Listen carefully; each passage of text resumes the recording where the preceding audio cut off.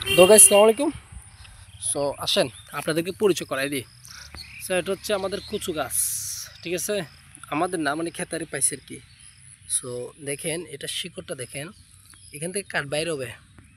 So এখান থেকে ডিগিয়ে পাতাটা বাইরে হয়ে গাছ বড় হতে থাকবে, এবং যখন গাছে যখন একটা নির্দিষ্ট বয়স হবে তখন এই গাছে এরকম লতি বাইরে হবে। সো এই পাশের গাছটা দেখেন ঠিক এরকম দেখছেন লতি বাইরেছে, লতিগুলো কাটা নামিতে এটা গাছ শিকড় বাজিয়েছে। তো এদিকে বড় বড় গাছগুলো দেখেন, এই যে বড় গাছটা যদি আপনি লক্ষ্য করেন, যেটা কাঠে লক্ষ্য করেন, এই যে কাঠ বড় হয়েছে, এগুলো জুম দিয়ে অনেক দূর থেকে জুম করা হচ্ছে বিধে দেখা যাচ্ছে না। সো এখানে পানি দেখছেন, এগুলো পানি, যার কারণে আমি যেতে পারতেছি না এখানে। তো দেখেন এদিকে ঠিক এই যে কচু যে গাছগুলো দেখতেছেন, এই কচু গাছগুলো সবগুলো কিন্তু অনেক পরিমাণে কিন্তু লতি বেড়েছে। তো সমস্যা হচ্ছে এগুলা পরিষ্কার পরিচ্ছন্ন করা হয় নাই, যার কারণে এখানে অনেকগুলো আগাছা আগাছা হয়ে গেছে, যার জন্য লতিগুলো সুন্দর করে বাড়িতে পারতেছে না, বাধাপ্রাপ্ত হচ্ছে।